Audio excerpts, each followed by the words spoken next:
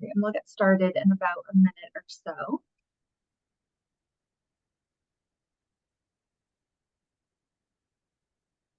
Oh, Connecticut, we're neighbors practically, Suzanne.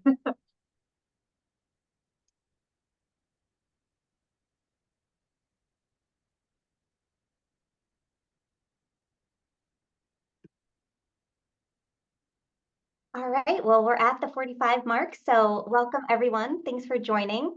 I'm super excited to have you at this session, Social Media Marketing 101.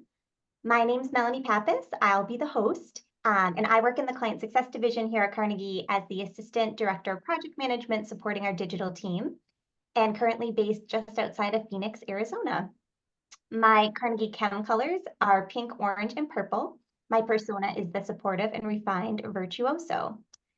So super excited to hand things over to Amy in a moment and to share this content with you all. Amy Zablak, our talented presenter, I will pass it to you to kick things off. Awesome, thanks, Melanie. Well, hi everyone. Thank you so much for joining our social media one-on-one presentation. Before we dive into the meat of things, just wanted to give a quick intro on myself. My name is Amy Zablak, and I'm an assistant director on the social media team within the digital division. And I'm located in the Boston area. So if you joined a little bit early, you were just talking about all the rainy weather that we've been having the past couple days and just hoping for some sunshine soon. My main colors and archetypes are pink, purple, and maroon, and my persona is the competitive and sophisticated idealist. All right, so Social Media 101 wanted to start just with our goal for the day. So we're looking to gain insight into the multifaceted world of social media, as well as gaining an understanding of the foundational principles and latest trends shaping today's social media landscape.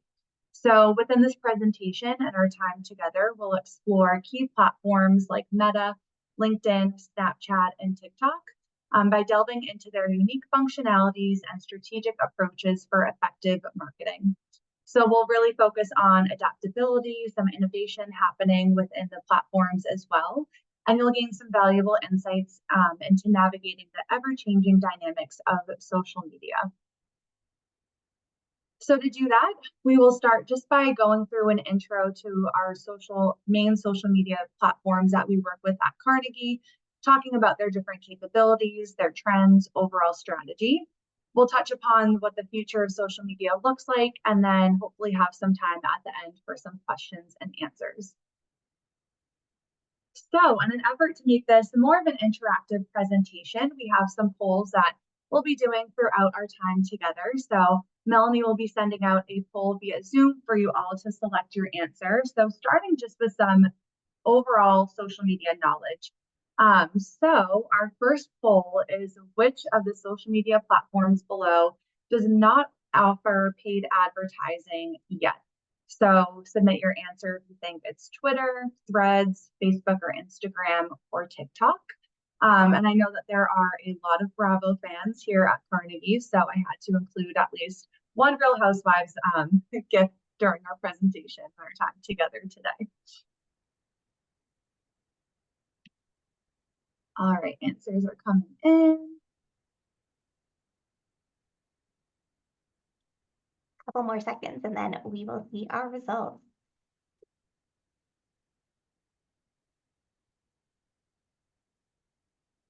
All right, answer is Threads that most people chose, and you're correct. You guys are all social media experts already. All right, so we will dive into our intro to major social media platforms, starting with Meta, making our way to LinkedIn, Snapchat, and then concluding with TikTok. So another poll, testing your knowledge. Meta is the new name for which platform? Twitter, ChatGPT, Facebook or Instagram, or none, and it's a trick question. So Melanie sent out another Zoom poll there, so add your answer.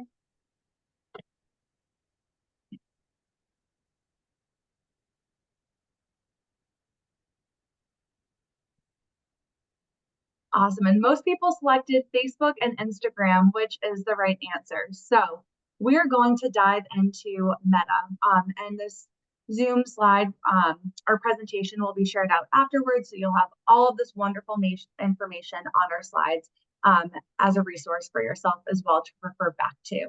But what is Meta and how do we use it? So Meta has been around for a while. It's the overarching social technology company that owns Facebook and Instagram, WhatsApp, and Threads. But at Carnegie, we use Meta to advertise through Facebook and Instagram mainly. As mentioned in the poll question, Threads does not offer advertising just yet, but on the social team, we're keeping a very close pulse on if and when this happens. So we use Meta to meet a bunch of different client goals, such as to build awareness, increase event registrations, drive leads and conversions amongst a bunch of different audiences. But we mainly use Meta for reaching our traditional prospective undergraduate students, parents, adult learners, the transfer audience, prospective graduate students, and professional degree and executive education students. So there are a lot of different populations that we can reach on Meta, which is really exciting. We see really strong lead and conversion volume throughout the enrollment funnel on Meta. So everything from more of those upper funnel tactics, promoting overall general awareness, to running campaigns, pushing those lower funnel actions such as application submissions. In terms of how we reach users on Meta, Meta ads target users based on their demographics and interests. And we can also use list retargeting and lookalike audiences for most ages.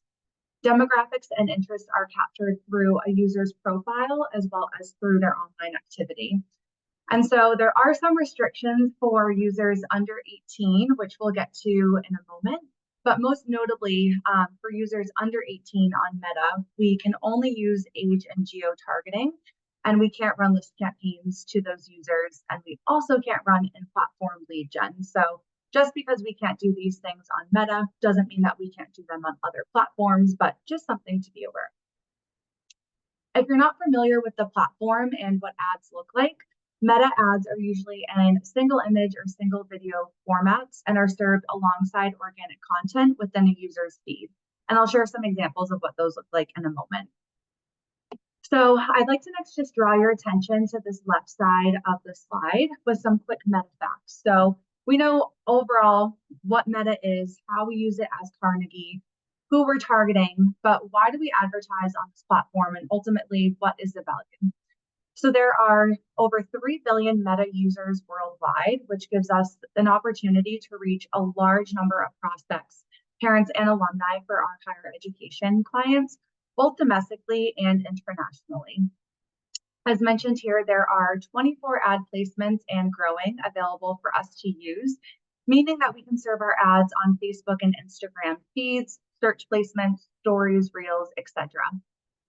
And as I mentioned previously, there are some restrictions in place for users under 18.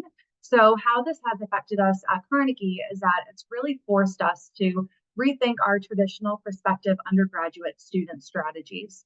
So while we were previously able to run list, retargeting, lead gen, and more of those interest targeting campaigns to all ages on Meta, we've been limited the past few years with the numerous under 18 targeting on Meta, and don't foresee these changing or being lifted anytime soon.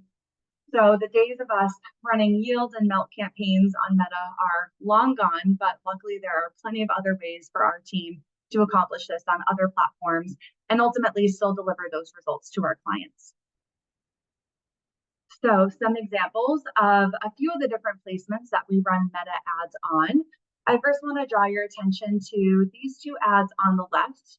All of the ads that are on this slide are from one of our clients, New York Tech. And so these both ads are running the same ad copy, same call to action, and same imagery. You'll notice they just look a little bit different based on the platform that they're served in. So here we have our Facebook feed ad that compared to an Instagram feed ad. The call to action is in a little bit of a different placement. You'll notice the ad copy is in a little bit of different placement. Ultimately, our ads mirror whatever the outlay is of whichever platform and placement that we're serving them on. So we just pay really close attention to that on the social team to make sure that specs and everything look good from our perspective.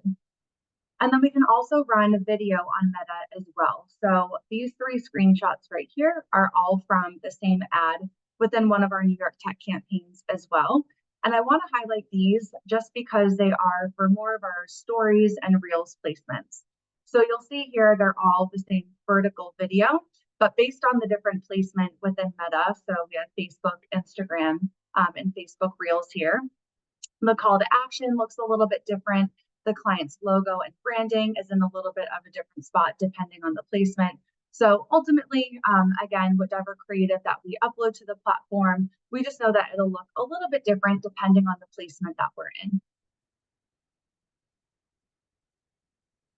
All right, so another poll. So next is, how often do you discover products or services through LinkedIn ads or sponsored content? So Melanie will be sending out another poll here on Zoom. So you can select frequently, occasionally, rarely, or never. So thinking of when you're on your own LinkedIn feed, how often do you get served an ad and maybe you are interested in that product, maybe you're not interested. And I'm also looking for one social media star, if you want social media star status. To give an example, you can do that either in the chat or come off of mute. Just a product or service that you either discovered on LinkedIn or maybe something that you got an ad about.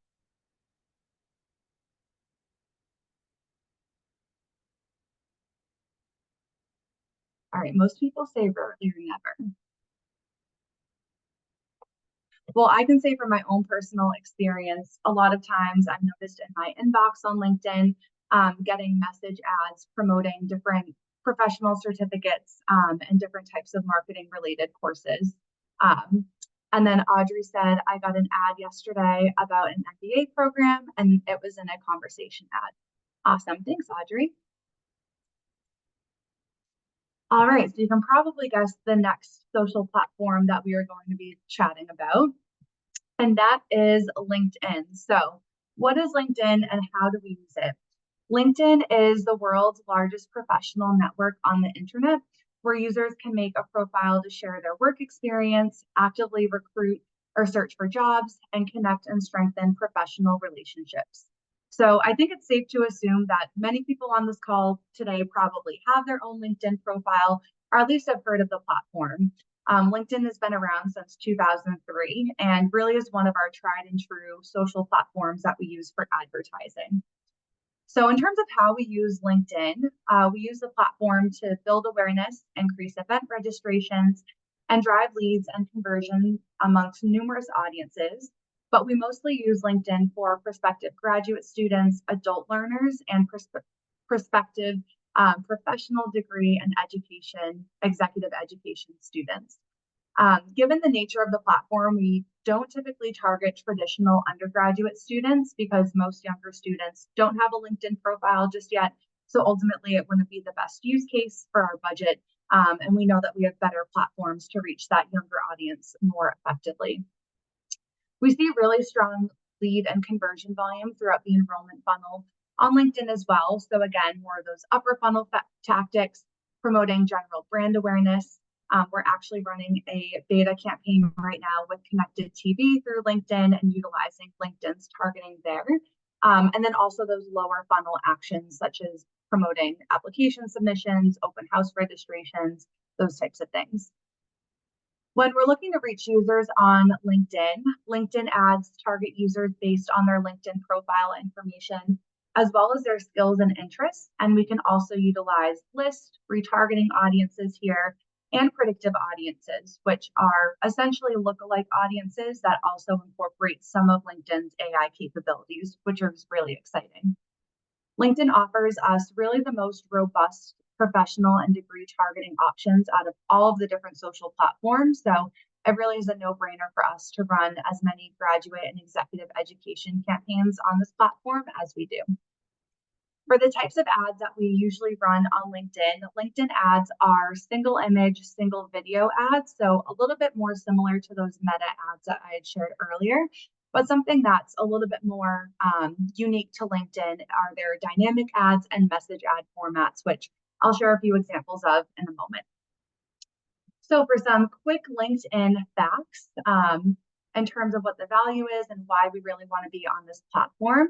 There are over 1 billion LinkedIn users worldwide, covering over 200 countries and regions, which really gives us the opportunity to reach a large number of prospects for our higher education clients, both domestically and internationally.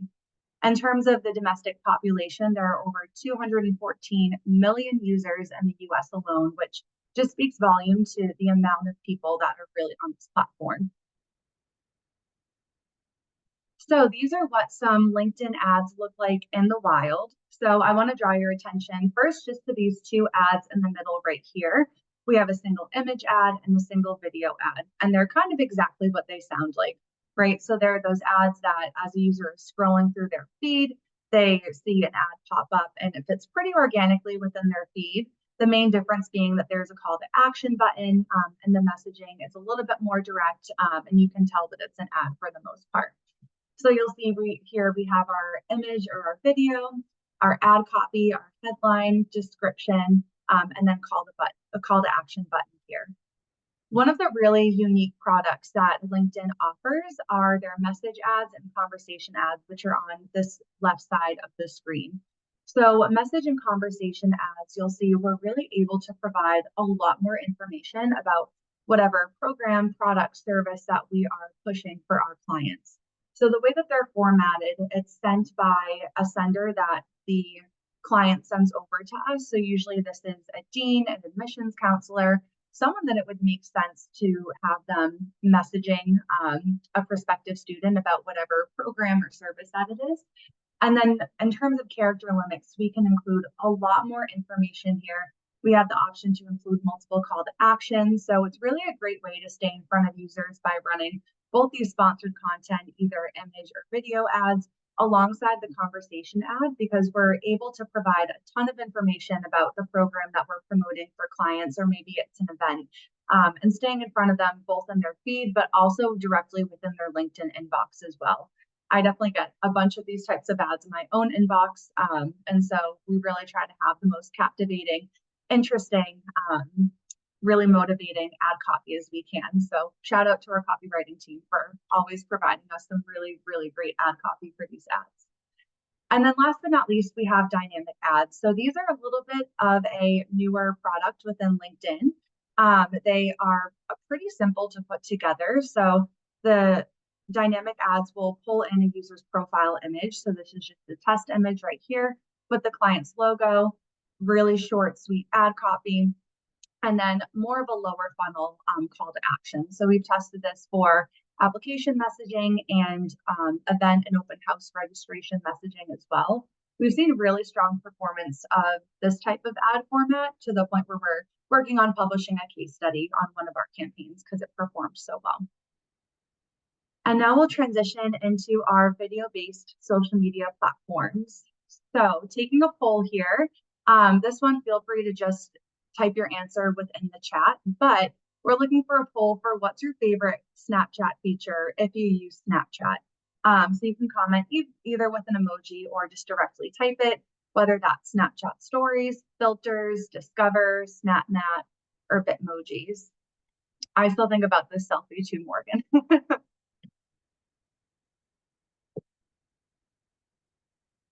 Awesome. I agree. The filters are a lot of fun. Cool. All right, so we'll get into Snapchat. So what is Snapchat? How do we use it? We can also advertise on Snapchat. So there is Snapchat outside of the filters and the SnapMap and Discover and all those fun features. So Snapchat is a video-first social media platform featuring ads that are full screen, immersive, and engaging video ads. So targeting options are more limited on Snapchat versus the targeting options available to us on Meta and LinkedIn. So we mostly use Snapchat for more of those general, larger audiences. In terms of creative is of course important on all social platforms, but something important to note is that we typically see user-generated content perform best on Snapchat. So meaning videos that are less produced and fit effortlessly in the user's feed alongside their organic content. So in short, ads that don't look like ads. User-generated content has been a best practice for a while with Snapchat because ultimately people are looking at this platform to be entertained first and foremost. We use Snapchat, similar as other platforms, build awareness, increase event registrations, driving leads and conversions amongst all different audiences, such as prospective undergraduate, transfer, and graduate students. However, we recommend Snapchat mostly for the traditional undergraduate audience based on the lack of interest-based targeting options within the platform. A really great benefit of Snapchat that I definitely want to highlight is that for these younger audiences, we can run in-platform lead gen to users under 18, which really makes it an optimal platform for reaching general undergraduate audiences. As I mentioned earlier, we can't use in-platform lead gen or lists for users under 18 on Meta anymore. So we utilize Snapchat a lot more to reach these younger audiences and typically see really strong performance when we do. So for some quick Snapchat facts, there are 414 million daily active users, which is a huge number of users. Users typically spend an average of 30 minutes on the app within one session, and users typically open the app around 40 times per day. So I'll let you do the math with how much time people are spending on Snapchat. And Snapchat reaches 90% of all 13 to 24-year-olds in over 25 countries. Again, just really highlighting here that our traditional undergraduate audience is here, they're on the platform, and they're spending a significant amount of their day on it. So that's definitely somewhere that we want to be for our clients. And so I have some examples here of some Snapchat ads. I'm just going to go through a few examples. Some are more of that user-generated content. Some of the examples are a little bit more of the sound aspect as well. Your hand, so don't close your hand, keep it flat, so sometimes they'll sit there when they're not realizing yet that they're free. And there it goes, so he doesn't know he's free yet. There he goes. So not overproduced, really a simple video, but it performed really well. This second example that we have is a little bit less of that user-generated content. However, Snapchat is really a sound-on platform. So engaging users by having a catchy song in the background helped this perform really well.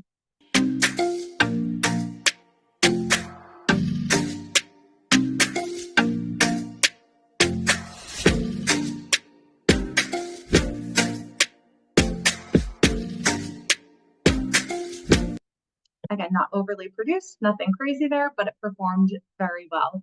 And we also see if our clients can provide us with videos of admissions counselors creating videos or students creating more of that organic type of content. So I'm just going to play part of this video because it is on the longer side, but just so you can get an idea. What is your favorite part about going to Chapman? The fact that it's small enough where you can take like any class you want, or build your own major, or join whatever club, start your own. I'm a transfer and I thought it was a really easy adjustment coming to a small campus. I'd say the balance between school and student life. I have a very close-knit faculty, and that allows me to like talk with them and interact with them more. They'll actually know my name by the end of the semester, which I really like. And it's like the small campus, but like being able to have like a small social life as well. I feel like I can really like connect with professors and like the people I'm in group projects with. The tree. So again, very simple, not overly produced content, but it performs really, really well for our clients and our campaigns. And this type of content resonates with users very well. What is your All right, on to TikTok. So if you have a TikTok, would love to know what type of content do you enjoy watching the most on TikTok? So whether that's dance challenges, comedy skits, lip syncing videos, DIY tutorials, or educational content.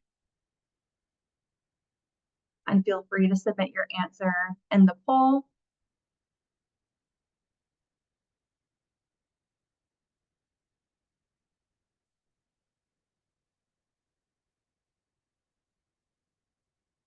And you get extra points if you've ever learned viral TikTok dance. Option 6, rescue dog stories. Yes, absolutely. All right, it looks like a little bit all over the place, except no one likes lip syncing videos. Interesting. All right, so let's dive into TikTok. What is TikTok? How do we use it? why should we pay attention to TikTok as an advertising platform? So TikTok is the new kid on the block that is growing in popularity at a crazy rate.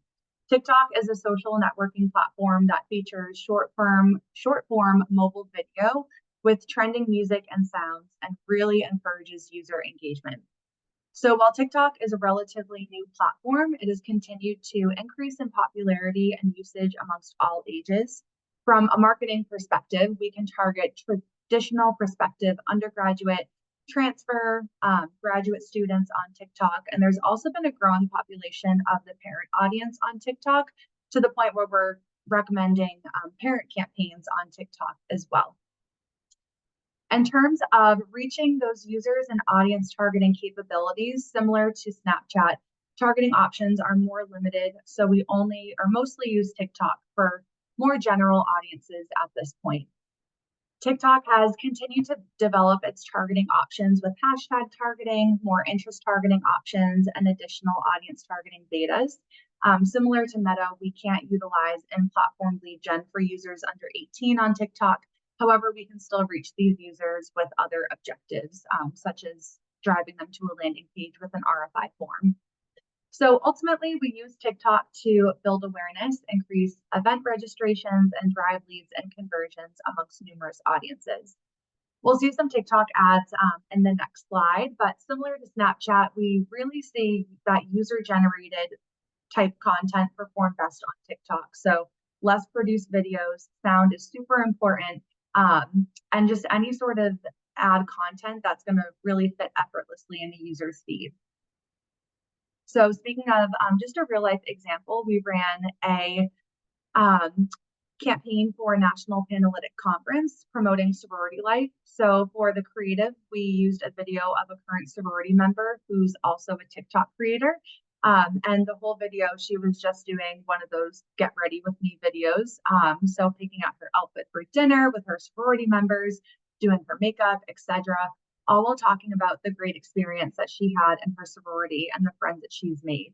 At the end, she just added a quick note about the call to action, visit sororitylife.com, and it performed really well. We saw really strong conversion volume just from this really organic looking video. So just something to keep in mind. We also can use Spark ads on TikTok, which are ads that are basically use a client's organic videos as a promoted post within our own campaigns. We've seen really incredible results on these and actually just published a case study on Colorado College, given how well their performance was. So in terms of the stats that we have over here to the left, this past fall, we attended the TikTok Education Summit and learned some of the stats here that really demonstrate the growing popularity of TikTok and the power of the platform. So there are 9,000 organic TikTok videos made per minute. That is not a typo, 9,000 organic videos. There are tons and tons of videos and organic content being published on this platform constantly. 51% of users choose TikTok over Google for search, which is a pretty interesting stat. And I definitely saw this come about in my own life a couple months ago. One of my friends was looking for a spa in Boston because she wanted to get a massage. And so she mentioned that she went to Google and searched for best spas in Boston and narrowed down her top 3 choices, and then went to TikTok to research those 3 spas to see the type of content that people were posting and the experience that they had, and ultimately using TikTok to make that decision. So interesting to see kind of how TikTok and Google are working together in a way as well.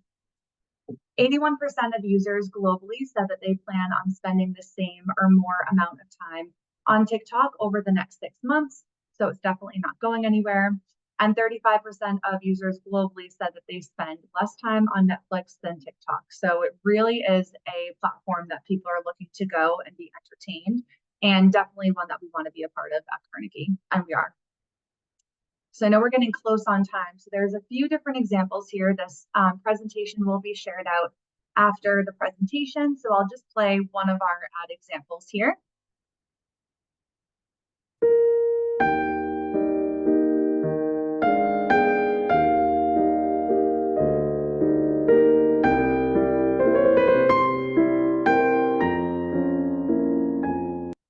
So again, not overly produced, but definitely entertaining.